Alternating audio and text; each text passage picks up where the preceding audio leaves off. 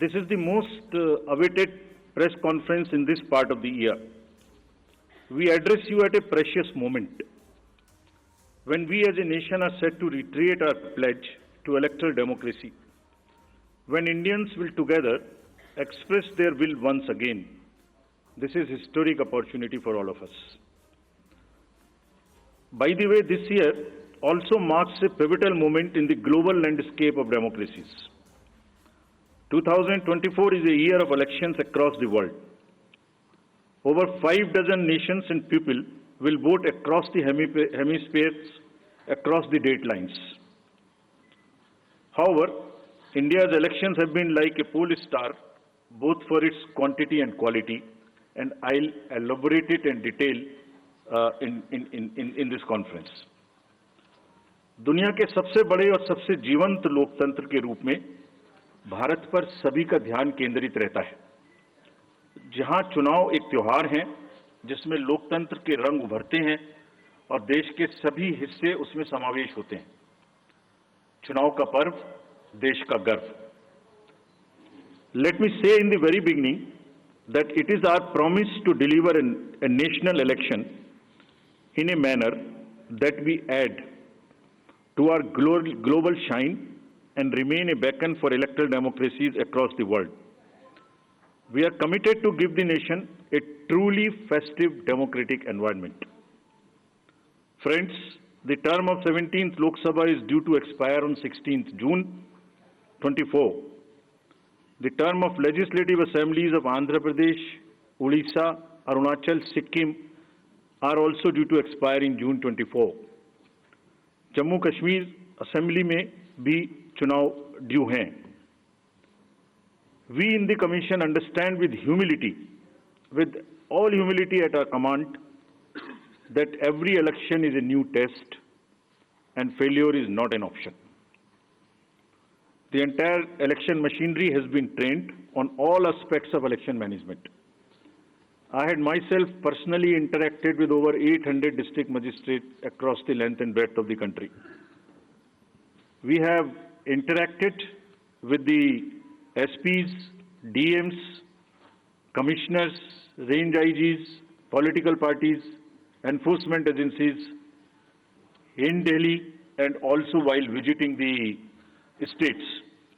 और पूरी स्टेट्स में इन सबके साथ समीक्षा करने के दौरान और उसके बाद हमें ये विश्वास है कि हम एक यादगार, स्वतंत्र, निष्पक्ष चुनाव एक पर्व के रूप में सबकी भागीदारी के साथ सुनिश्चित कराएंगे।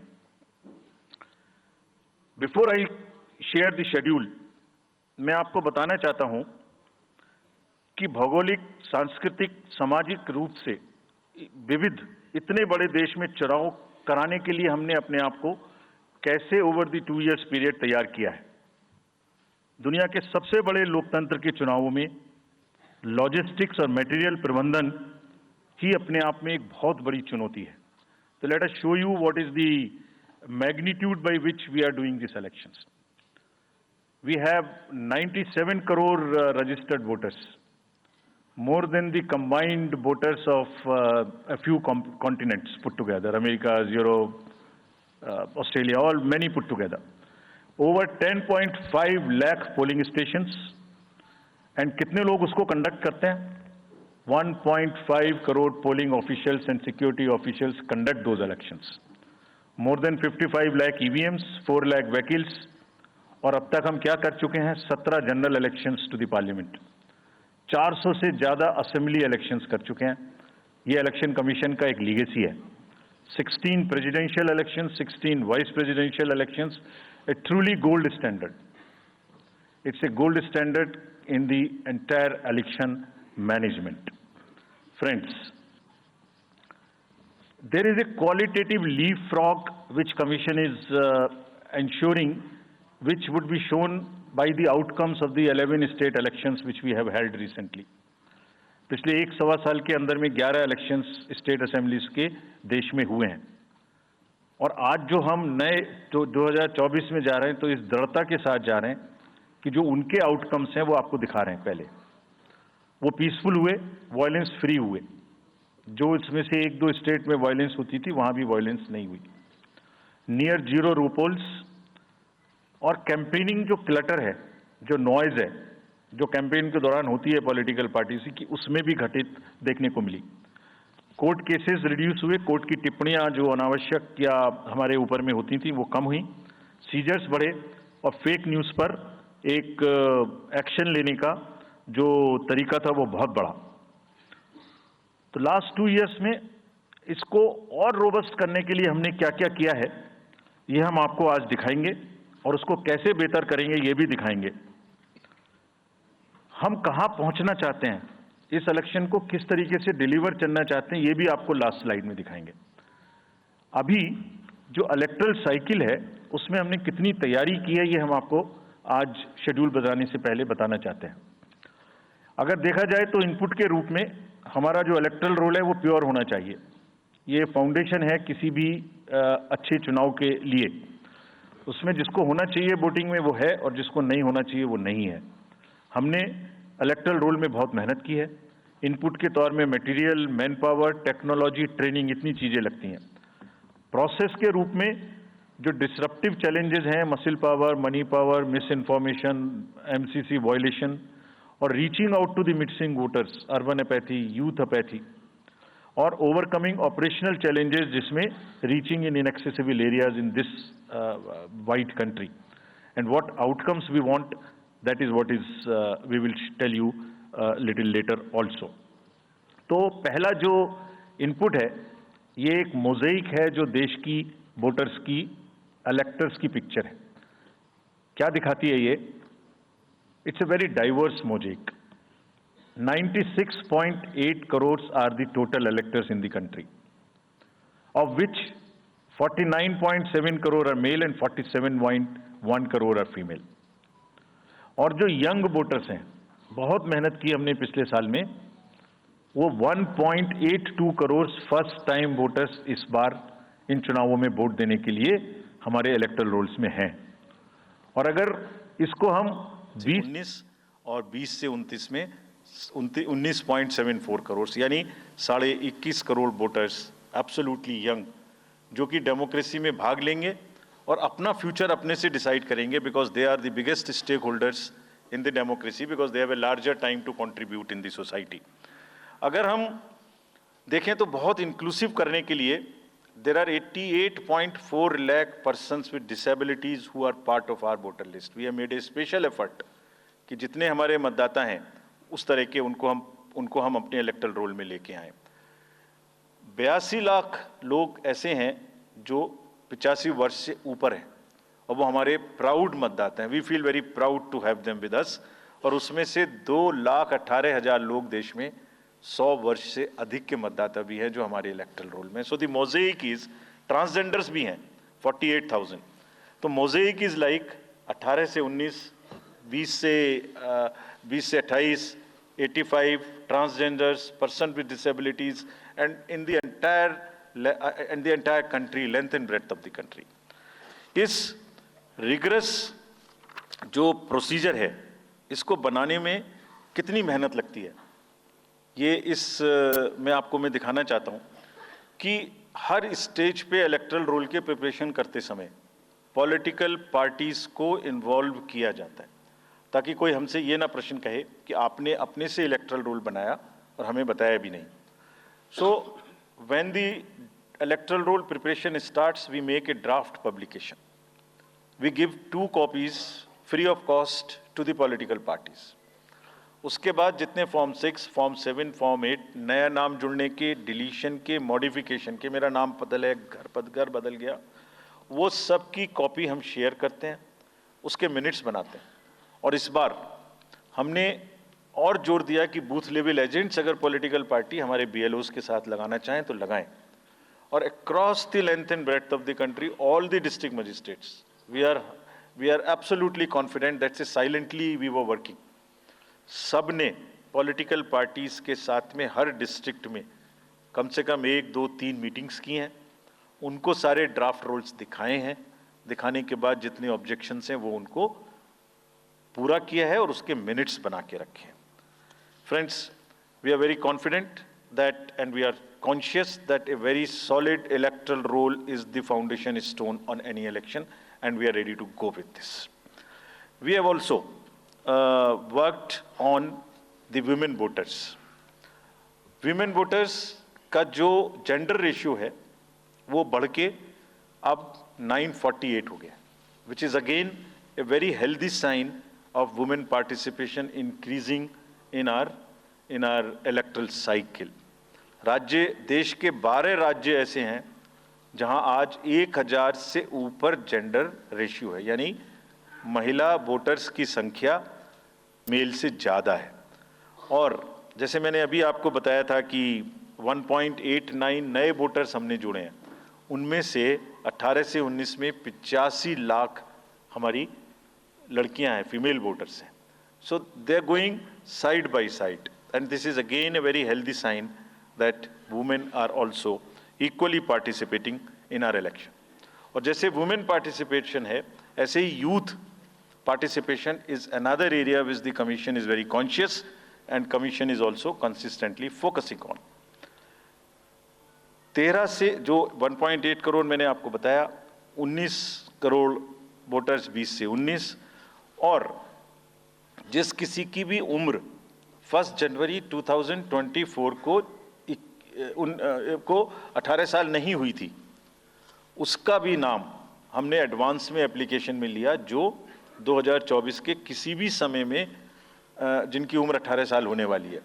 And you would be happy to note that out of 13.4 lakh advance applications which have come to us, around 5 to 6 lakhs are such who will complete the age of 18 by 1st of April 2024.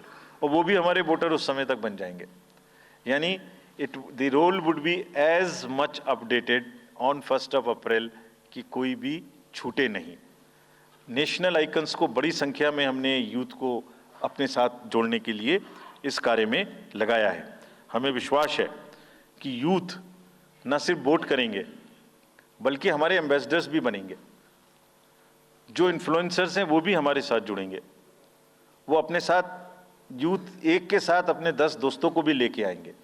और इस बार हम convinced हैं अपने different outreach activities की वजह से कि वो हमारे साथ ज़्यादा से ज़्यादा जुड़ेंगे। फ्रेंड्स, जब हम वोटर्स को अपने बूथ पे बुला रहे हैं तो हमारी ये भी ड्यूटी बनती है कि हम अपने बूथ को बहुत अच्छे से उनके लिए तैयार करके रखें। कैसे तैयार करें? हर बूथ पे पीने का पानी होगा, टॉयलेट होगा, मेल एंड फीमेल अलग, साइनेज होगा, पर्सन्स विद डिसेबिलिटी के लिए रैंप होगा, एक व्हील चेयर होगी, हेल्प डेस्क होगी, वोटर फैसिलिटेशन सेंटर होगा, और शेड भी होगा, सफिशिएंट लाइट भी होगी। यानी minimum basic facilities would be available at all the polling stations, और these polling stations will be set up across the length and breadth. उत्तर में हिमालय की बर्फीली चोटियां हों, या दक्षिण में कन्याकुमारी का समुद्र तट, पश्चिम में राजस्थान के रेगिस्तान से लेके अरुणाचल के जंगल और मेघालय के वेटेस्ट रीजन, इलेक्शन कमीशन देश के हर कोने में प्रजातंत्र को मजबूत बनाने के लिए अपने पोलिंग स्टेशन, अपने पर्सनल को लेके जाएगा, and we will take democracy to every corner of the country, and we are sure that we would make it a very overwhelming experience for our voters. And then the voters delight, polling stations इस तरीके के मिलने चाहिए जिसमें ये सभी चीज़ें आपको मिलें। Then how would we ensure that it is also inclusive? Inclusive in the sense 85 plus जितने वोटर्स हैं उनके हम घर जाके वोट लेने के लिए तैयार हैं। नॉमिनेशन से पहले सबके घर में हम फॉर्म 12D पहुंचाएंगे। देश के कुछ हिस्से में घर से वोटिंग हो चुकी है असेंबली इलेक्शंस में, कुछ राज्यों में अभी नहीं हुई है। अब इस बार पूरे देश में पहली बार ये व्यवस्था एक साथ लागू होगी कि जो 85 वर्ष से ऊपर के मतदाता हैं, जो पर्सन्स विद डिसेबिलिटी हैं, 40 इयर्स एंड 40% से ज़्यादा की जिनको डिसेबिलिटी है, वो सब के पास हम फॉर्म पहुंचाएंगे। अगर वो ये ऑप्ट करेंगे कि वो फॉर्म वो बूथ पर नहीं आना चाहते, घर से करना चाहते, तो हम घर में जाएंगे, एक आदमी का वोट लेने घर में जाएंगे। हालांकि हमारा तजुर्बा यह है कि ज़्यादातर लोग उस एज के बूथ पर आना चाहते हैं because they have consistently been part of our democracy. उनको वॉलंटियर्स और व्हीलचेयर की सुविधा वहाँ उपलब्ध रहेगी। नाउ जब ये बूथ बनाए तो हमने अपने पर्सनल को, जो टीम्स हैं, उनको बहुत अच्छे से ट्रेन करके तैयार किया है। They are sentinels of democracy. I mean हमारे जितने एम्प्लॉयज़ हैं वो सब तैयार रहेंगे इस बात के लिए कि that wherever it takes they will walk an extra mile so that voters don't have to mile. पहाड़ के बर्फ में भी जाएंगे, जंगल में भी जाएंगे, नदी में भी जाएंगे, घोड़े पर भी जाएंगे, काठ के ब्रिज पर भी जाएंगे, हेलीकॉप्टर से भी जाएंगे, हाथी से भी जाएंगे, बर्फ में भी चलेंगे, म्यूल से भी जाएंगे। सिर्फ हर जगह पहुंचेंगे इसलिए ताकि वोटर अपना वोट दे सकें। मैं इसी क्रम में आगे थोड़ी अर्बन एपैथी की भी बात करूंगा। हम इतनी जब मेहनत करते हैं जाने में, हम देखते हैं जहां घर के नीचे बूथ है वहां पे बहुत सारे लोग वोट देने नहीं आते। ये उनके लिए भी एक उदाहरण है कि वो ये समझें कि वोट देना कितना जरूरी है।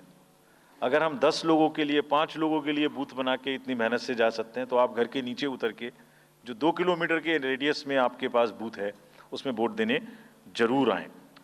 Friends, we are also very conscious about the sustainable elections as our responsibility towards the environment। तो environmentally sustainable elections हों, इसके लिए भी हमने डायरेक्शंस अपने इलेक्शन मशीनरी को दी है। वेस्ट मैनेजमेंट किसी भी पोलिंग स्टेशन पे पोलिंग के बाद में दिखाई नहीं देना चाहिए। आप उसको कलेक्ट करें, डिस्पोजल करें और टीम्स के साथ में send them to various disposal thing. It's part of the material arrangement. Minimal use paper का करें। मैक्सिमम हमारी ई बुक्स लागू हैं, आप कभी भी हमारी वेबसाइट पे देख सकते हैं, हर सब्जेक्ट पर ई बुक है। More and more carbon footprints को हम कम से कम किस तरह से कर सकते हैं, recycling, more and more less and less paper work, all that is what is our commitment to the environment। We are also greatly leveraging technology in 3 verticals for the help of the voter, for the help of the election management agencies, machinery, and also for the political parties and candidates। कोई भी voter पूरे देश में, उसका epic number से booth कहाँ है, उसका एपिक डाउनलोड करना है। If he has a mobile number seeded, he can download his और हर मोबाइल। कोई भी BLO के बारे में कोई जानकारी लेनी है, one can go to the voter helpline app. You can know about what kind of a candidate you have in your constituency who are contesting। So there is an application called Know Your Candidate। तो उस candidate की कोई criminal background तो नहीं है, उसके खिलाफ में केसेस तो नहीं है, उनके क्या असेट्स हैं, क्या लायबिलिटीज़ हैं, ये सारी चीज़ें KYC के एप्लीकेशन में वोटर्स को देखने का अधिकार है, उनको मिलेंगी। और जिस किसी का भी क्रिमिनल रिकॉर्ड है किसी भी कैंडिडेट का, उसको 3 बार न्यूज़पेपर्स में देना पड़ेगा, टीवी में देना पड़ेगा, और पॉलिटिकल पार्टी को भी ये बताना पड़ेगा कि आपको उस कॉन्स्टिट्यूएंसी में क्रिमिनल कैंडिडेट बैकग्राउंड के खड़ा करना पड़ा, तो बाकी क्यों नहीं मिला। आप बताइए, what is the basis of the selection of a candidate who has a criminal background. Then in order to clean up the entire system, we want to use the technology with the help of the citizens। Citizens be please vigilant। So C-Vigil app में कोई भी शिकायत अगर किसी citizens को, किसी voter को करनी है, कहीं पर भी कोई पैसा बांटने का केस है, फ्रीबी बांटने का केस है, एक्सेस कैंपेनिंग का केस है, जस्ट टेक ए फोटो और type text, send it to us, we will capture your longitude and latitude ourselves. आप कहाँ पर खड़े हैं ये हम अपने से आपकी मोबाइल की लोकेशन से समझ लेंगे, और आपको 100 मिनट के अंदर अपनी टीम भेजकर जो आपकी शिकायत है उसका निराकरण हम आपको करने देंगे। फ्रेंड्स, इस सारी चीज़ को करने में हमारे सामने कुछ चैलेंजेस भी हैं। मैं आज आपके सामने उन चैलेंजेस की भी चर्चा करना चाहता हूं, और ये भी बताना चाहता हूं कि इसको हम कैसे ठीक करेंगे। तो मेनली 4 चैलेंजेस हमारे पास हैं, 4 M's: muscle, money, misinformation and MCC violations. Essentially 4 किस्म के ब्रॉड जो हमारे प्रोसेस हैं, और इसी के संदर्भ में पूरा जो प्रोसेस अब आज से शुरू होगा और जब तक चुनाव खत्म होगा तो इलेक्शन कमीशन का अधिकांश समय इन्हीं 4 चीज़ों में लगने वाला है कि how to control muscle power, how to control money power, how to control the menace of misinformation, and how to control the violations which are done or alleged to be done under MCC. So coming to the muscle power को control करने के लिए adequate number of CAPF would be deployed. 24/7 एक नया प्रयोग हम इस बार कर रहे हैं. We are establishing, हम बिल्कुल डिटरमिन्ड हैं इस बार मसल पावर को कम करने के लिए. चुनावों में हिंसा का कोई स्थान होना नहीं चाहिए और ब्लड बाथ बिल्कुल नहीं होना चाहिए. जहां भी हिंसा बची है, चाहे वो प्री पोल हो, चाहे वो ड्यूरिंग कैंपेनिंग हो, चाहे वो पोस्ट पोल हो, we are committed to kind of be very very alive to this situation. और जो भी हमें सख्ती से करना होगा इसके लिए हम करेंगे ताकि ये प्रोविजन ना रहे. हर डिस्ट्रिक्ट में एक कंट्रोल रूम बनाया गया है जो दिन उसमें 5 किस्म के फीड्स होंगे. TV, social media, webcasting which is on the booths, 1950 की लाइन जिससे शिकायत आती है, and grievances portal. So one senior officer would be available in the control rooms in every district to look at these 5 feeds. जहां से भी, और C vigil, 6th C vigil, जहां से भी कोई शिकायत मिलेगी उस पर सख्त कार्रवाई की जाएगी. एवरीवेयर अक्रॉस द कंट्री हमने बड़ी सख्त ताकीद दी है कि डिस्ट्रिक्ट मजिस्ट्रेट्स, एसएसपीज अपने एरिया में हिंसा को ना होने दें. जितने नॉन अवेलेबल वारंट्स आज की डेट में हैं, पुलिस उनको ऑलरेडी हमारे विजिट्स के साथ साथ ऑलमोस्ट एग्जीक्यूट कर चुकी है, कर रही है.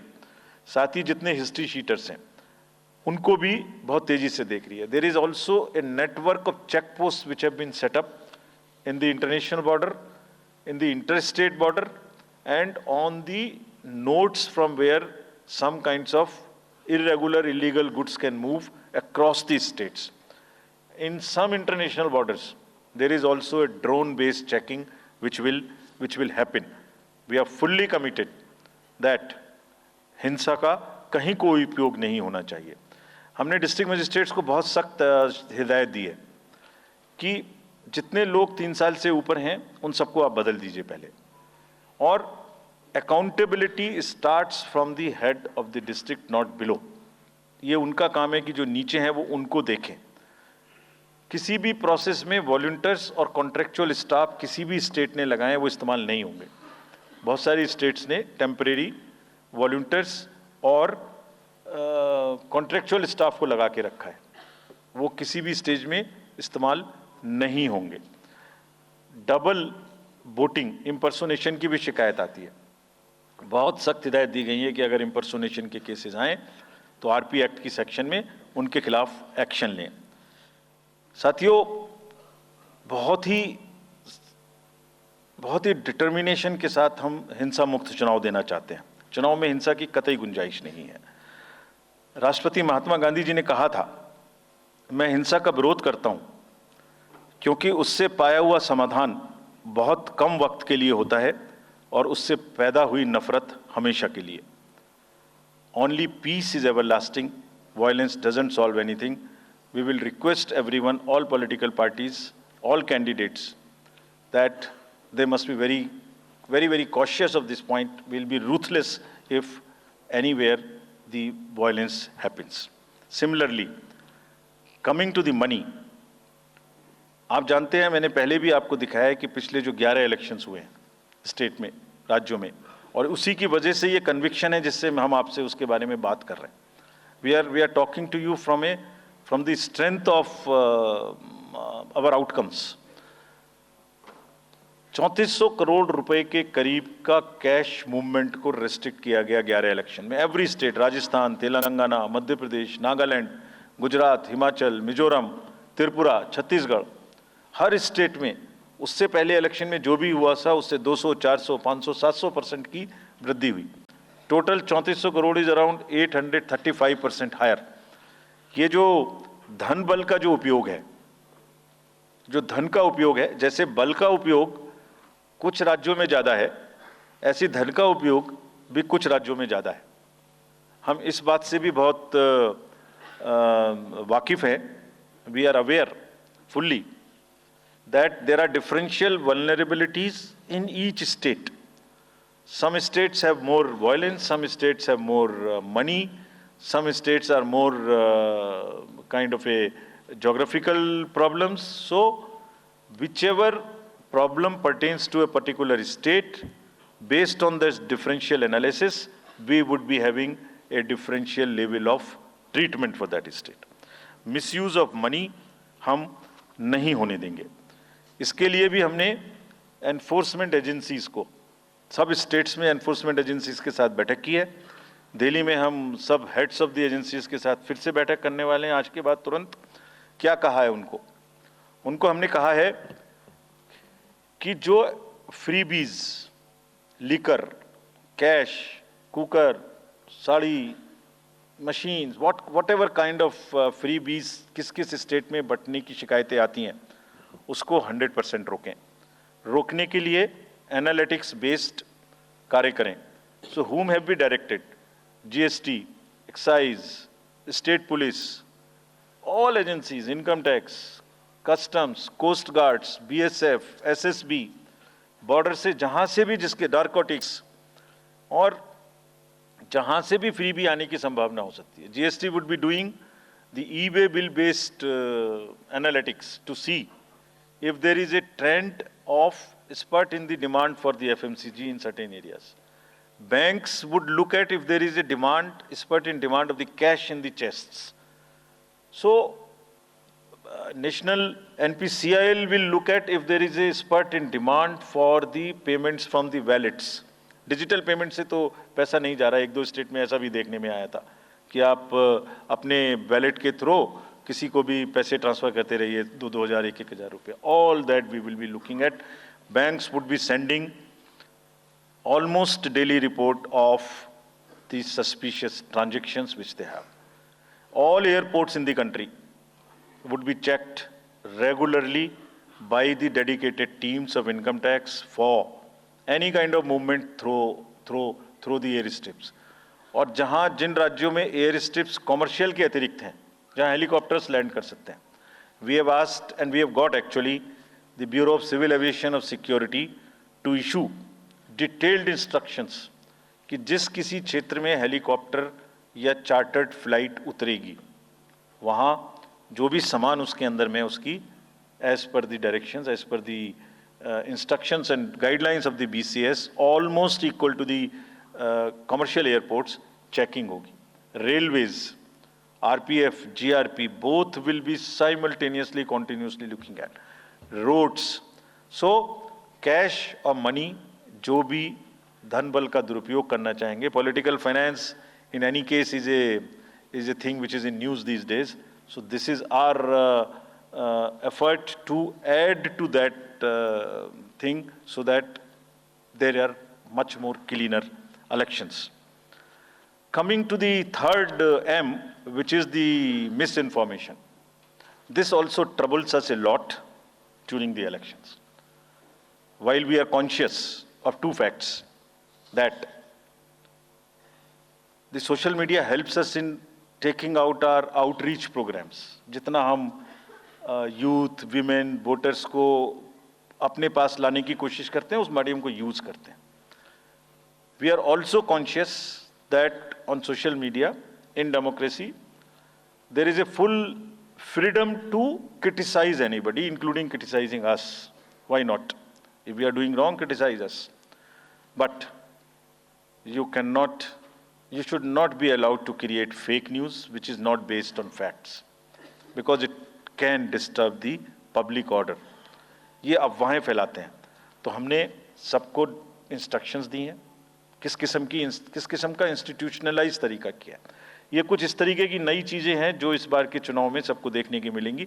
मैंने मसल पावर के बारे में भी बताया, मनी पावर के बारे में भी बताया, मिस इन्फॉर्मेशन के बारे में। तो ये जो प्रोसेस है इलेक्शन का, जो आज से शुरू हो रहा है काउंटिंग के बीच तक, जिसमें शोर शराबा गंदगी की संभावना बनी रहती थी, वो हमारा प्रयास है कि कम से कम हो, उसके प्रति हम बहुत ज़्यादा सजग रहें।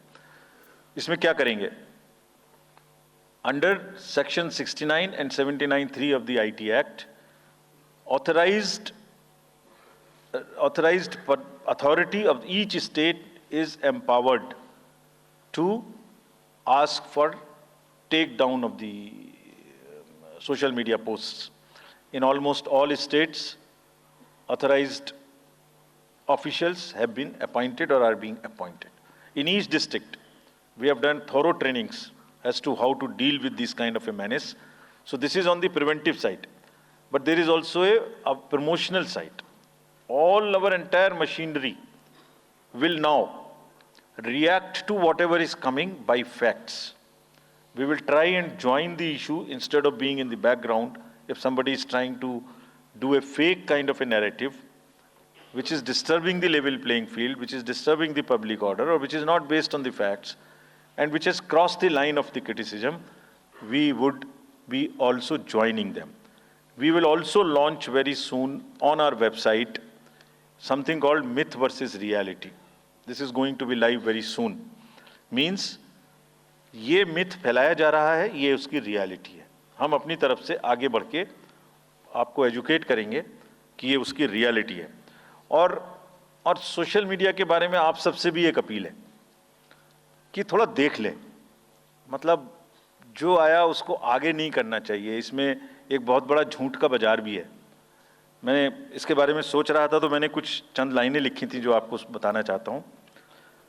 झूठ के बाजार में रौनक तो बहुत है, गोया बुलबुले जैसी तुरंत ही फट जाती है।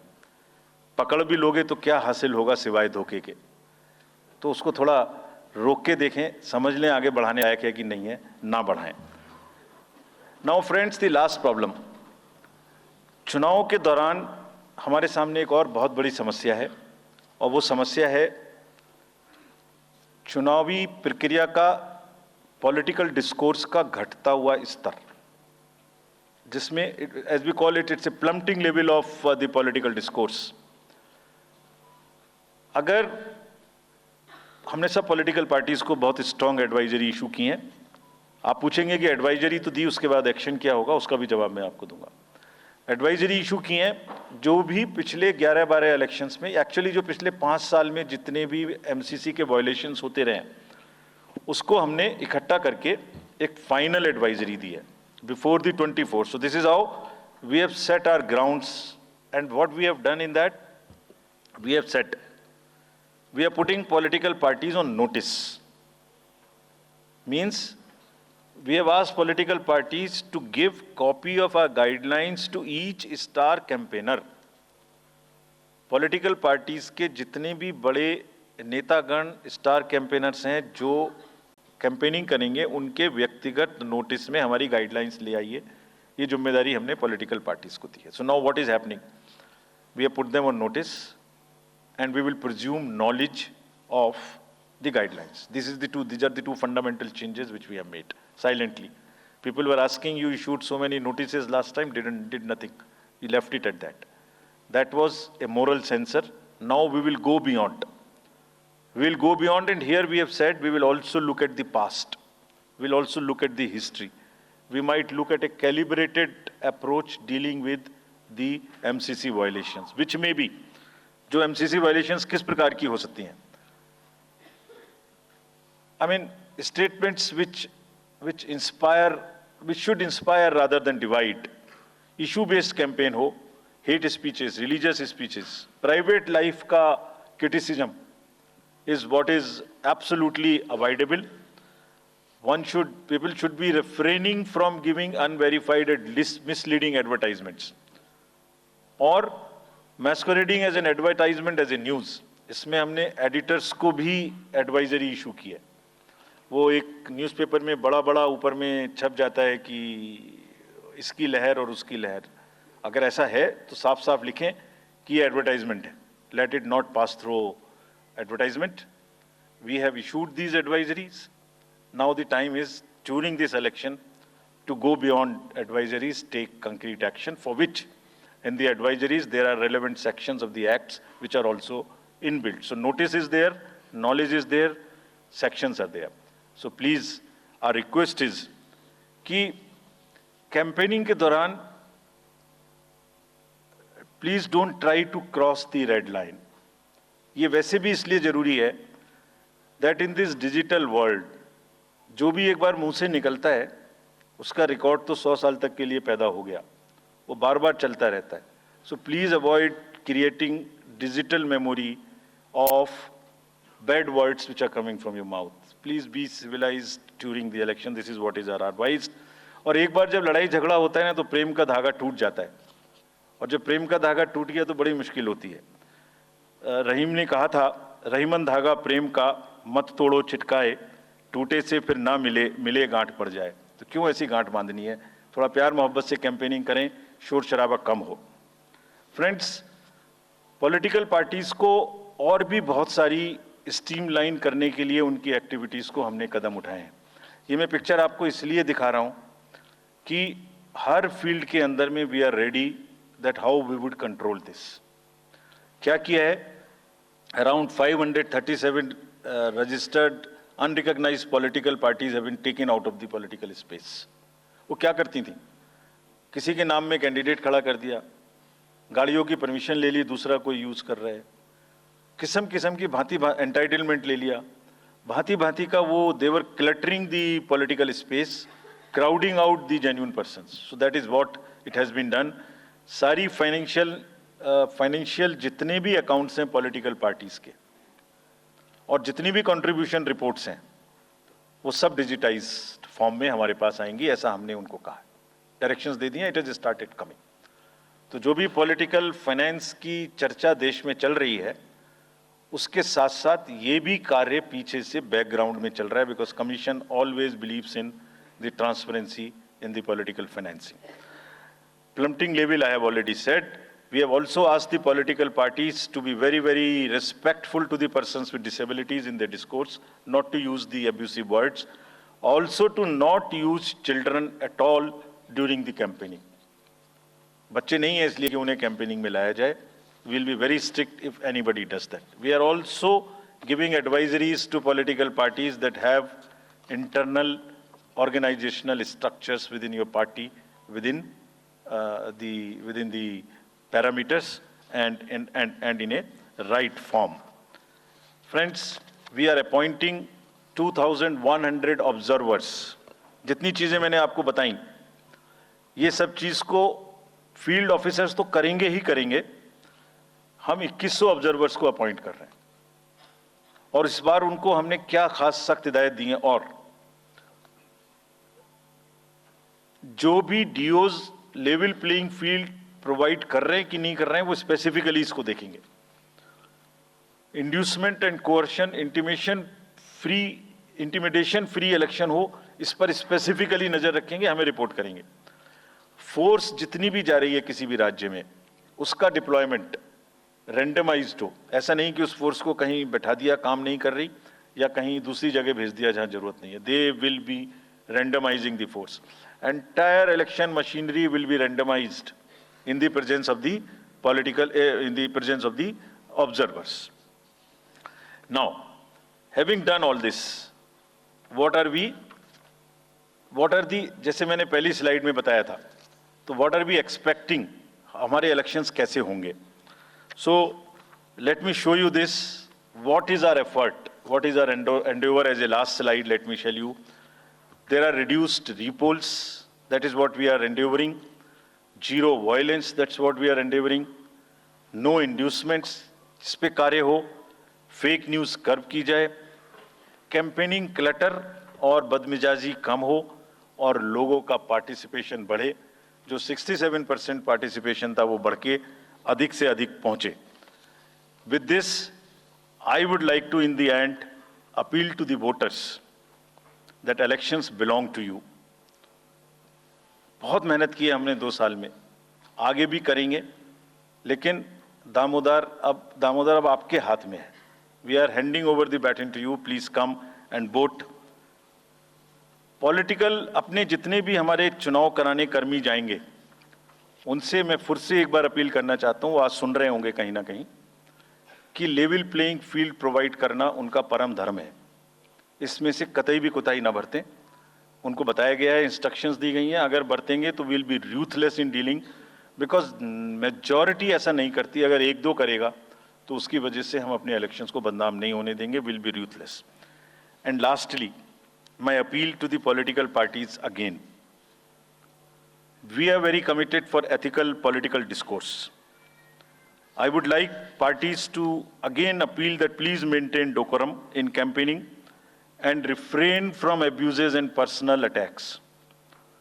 राजनीतिक दलों को बहुत पर्सनल अटैक से बचना चाहिए। फिर मुझे बदर साहब का एक शेर याद आता है, दुश्मनी जमकर करो लेकिन ये गुंजाइश रहे। दुश्मनी जम के करो लेकिन ये गुंजाइश रहे, जब कभी हम दोस्त हो जाएं तो शर्मिंदा ना हो। और वैसे भी आजकल जल्दी जल्दी दोस्त बनना और जल्दी जल्दी दुश्मन बनने की प्रक्रिया थोड़ी ज्यादा चल रही है। तो पार्टीज कम से कम ऐसा ना गंदा बोलें कि वो एक दूसरे के दुश्मन बन जाएं और फिर कुछ ना हो सके। With this I would once again thank all the press media who have come here very sincerely. This is what I have seen in now 3.5 years. You are our natural allies. You are eyes and ears. हमारा कोई criticism होता है आप करते हैं, हम अपनी बात कहते हैं आप करते हैं। आप ही के थ्रू हम वोटर्स पे पहुंच सकते हैं। प्लीज वोटर्स तक हमारी बात पहुंचाइए, उनको बाहर निकलवाइए। ये सारी स्लाइड्स, सारा प्रेजेंटेशन आपको अभी तुरंत इसी माध्यम से हमारी वेबसाइट पे मिल जाएगा। Download, use it in your stories. कुछ और चाहिए तो हमें बताइए, हम देंगे। Now I come to the schedule which you were waiting, and I hope I didn't delay it. I have not bored you by what I said. So now we'll be announcing schedule in 3 phases. First, for the by-elections. There are 26 assembly constituencies in the country जहां बाई-पोल होना अभी है due. Bihar, Gujarat, Haryana, Jharkhand, Maharashtra, Tripura, Uttar Pradesh, waste Bengal, Telangana, Himachal Pradesh, Rajasthan, Karnataka, Tamil Nadu, इन सब राज्यों में by election होना due है। आज तक की जितनी भी वैकेंसी थी बाई इलेक्शंस की, 26 की 26 हम पूरी कर रहे हैं, ताकि हमारे खाते में कोई भी वैकेंसी ना रहे। और ये उसी फेज में होंगी जिस फेज में पार्लियामेंट्री इलेक्शन उस पर्टिकुलर इलाके में हो रहा है। वो कब हो रहा है वो मैं आपको जब फेज आएंगी तो उसमें दिखा दूंगा। But all the 26 assembly constituencies will go to the by-poll so that during this election itself we can complete this entire process. अगर आपने नोट कर लिया हो तो now I come to the assembly elections. साथियों, 4 राज्यों में असेंबली इलेक्शंस जैसे मैंने बताया था जून में खत्म हो रहे हैं। सिक्किम जो 2 जून को with 32 assembly seats, Orissa June 24th June with 147 assembly constituencies, Arunachal Pradesh on 2nd June with 60 assembly constituencies, Andhra Pradesh on 11th June 24 with 175 assembly constituencies. These are the simultaneous elections to the parliament. They will be held simultaneously. They will also be held in the same phase where the parliament elections will be held. So now, when I tell you the parliamentary elections, then I will tell you. But in case of Andhra Pradesh, the date of issue of Gazette notification would be 18th of April 2024, और date of poll would be 13th May 2024. तो आंध्रा के case में notification 18 अप्रैल 24 को होगा और date of पोल 13 मई 24 को होगी। इसके बाद अरुणाचल प्रदेश में डेट ऑफ गजट नोटिफिकेशन 20 मार्च को होगा और डेट ऑफ पोल 29 अप्रैल को होगी। 20 मार्च को गजट नोटिफिकेशन, 29 अप्रैल को डेट ऑफ पोल, सॉरी 19 अप्रैल को, 20 मार्च 19 अप्रैल। इस प्रकार सिक्किम में भी 20 मार्च और 19 अप्रैल, 20 मार्च को नोटिफिकेशन, 19 अप्रैल को डेट ऑफ पोल। उड़ीसा में first notification, this will be conducted in phases and first phase 19 अप्रैल को डेट ऑफ पोल। उड़ीसा में first notification, this will be conducted in phases and first phase would be on 18th April and date of poll would be 13th May. Fifth phase में होगा second phase of the assembly of Orissa 26th April and 20th May. Then sixth phase and seventh phase also Odisha would have the assembly elections. Sixth phase being on 29th April and 25th May elections. ये सब आपके साथ में हम अभी share कर रहे हैं ताकि आपको लिखने में, रिपोर्ट करने में इसको आसानी हो।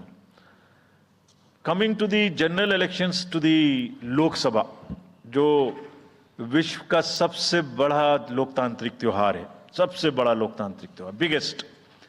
543 parliamentary constituencies, of which 84 are reserved for SCs and 47 are reserved for STs.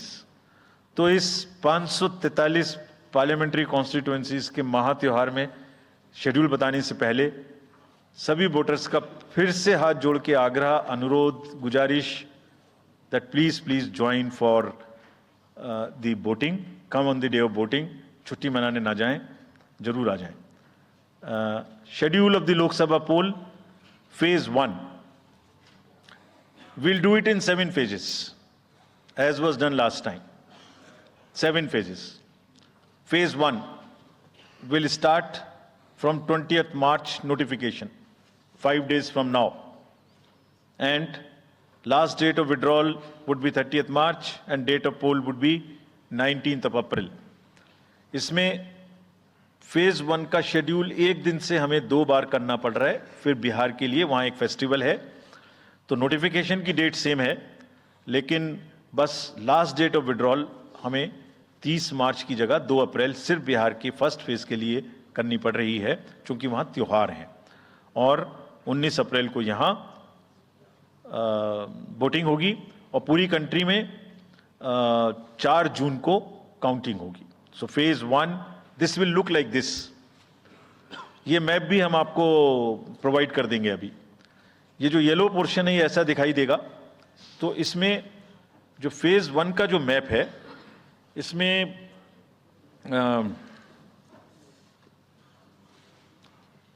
North east, नीचे तमिलनाडु, राजस्थान, सेंटर में छत्तीसगढ़, मध्य प्रदेश और उत्तराखंड, और ऊपर में जम्मू कश्मीर की 1 पार्लियामेंट्री कॉन्स्टिट्यूएंसी।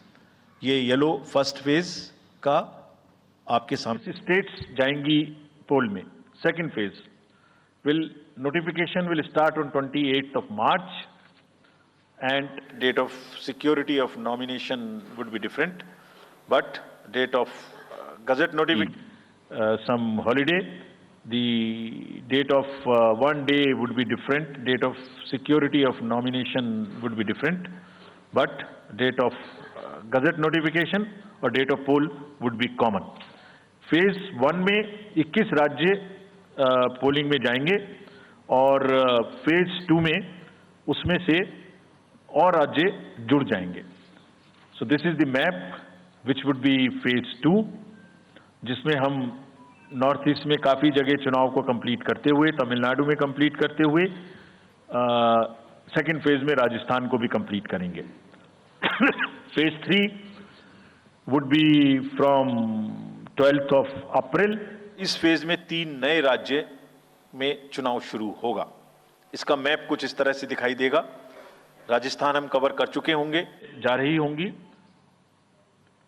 और इस फेज में 3 नए राज्य में चुनाव शुरू होगा। इसका मैप कुछ इस तरह से दिखाई देगा। राजस्थान हम कवर कर चुके होंगे, तमिलनाडु कवर कर चुके होंगे, केरला कवर कर चुके होंगे, गुजरात इसमें कवर कर लेंगे, नॉर्थ ईस्ट पूरा कवर कर चुके होंगे, और हम नए राज्यों को मिला के 3 इसमें नए राज्य भी जुड़ेंगे। 4th फेज में 18 अप्रैल को गजट नोटिफिकेशन होगा और date of polling would be 13th of May. Date of counting in the entire country would be 4th of June for all by-elections, for the assembly elections, for the parliamentary elections. इसका map कुछ इस तरह का दिखाई देगा। इस समय तक हम इसमें Telangana, Andhra, Orissa would start, and by that time, other than that, entire South India would be complete, entire Western India would be complete, Northeast would be complete. और 5th phase 26 अप्रैल से शुरू होगी और 20 मई तक चलेगी। 20 मई तक डेट ऑफ पोल होगी, बीच में नॉमिनेशन, स्क्रूटनी और विड्रॉल की डेट्स रहेंगी। Counting of course is 4th of June. It will look like this, which is in front of you, and phase 5 में 49 constituencies will be going to the poll. Phase 6 में 57 constituencies will go to the poll, starting from the Gazette notification on 29th of April and finishing on 25th of May 2024. इसका map कुछ इस तरह का दिखाई देगा कि मोस्टली यूपी, बिहार, बंगाल, उड़ीसा और साथ में कुछ नॉर्थ का पोर्शन चालू रहेगा। Last phase 7th phase notification will be on 7th of May and polling on 1st of June. So last polling would be on 1st of June and counting on 4th, and इस phase में पूरा पंजाब, हरियाणा भी शामिल रहेगा, Bengal, Bihar, Orissa. This is how the map will look. Yellow denotes the first phase and accordingly the legends are given. We will share this map also with you, ताकि आप इसे अपने साथ रख सकें, इसके हिसाब से देख सकें। ये भी कोशिश की है हमने, और अगर पूरी फेज वाइज हम पिक्चर दें, ये भी एक अच्छी स्नैपशॉट है, जिसमें फेज 1 में 102 कॉन्स्टिट्यूएंसीज, फेज 2 में 89, फेज 3 में 94, फेज 4 में 96, 49, 57, 57. So we'll start with the 102, the largest, slowly come down and finish northeast, move up from the south and finish the western area. तो इसमें वेदर और हर चीज का ध्यान रखते हुए काफी सोचने के बाद ये शेड्यूल बनाया गया है। विद दिस, जो सिंगल पोल डेट है वो 22 स्टेट में होगी। 2 राज्य 4 बार में जाएंगे, कर्नाटका, राजस्थान, त्रिपुरा, मणिपुर। 3 फेज में 2 जाएंगे, छत्तीसगढ़ एंड असम। 4 फेज में 3 जाएंगे, उड़ीसा, मध्य प्रदेश, झारखंड। 5 फेज में 2 जाएंगे, महाराष्ट्र एंड जम्मू कश्मीर। जम्मू कश्मीर की हर पार्लियामेंट्री कॉन्स्टिट्यूएंसी के लिए 1 फेज होगी। और 7 फेज में 3 जाएंगे, Uttar Pradesh, Bihar and West Bengal. With this friends, I end my address and thank you very much.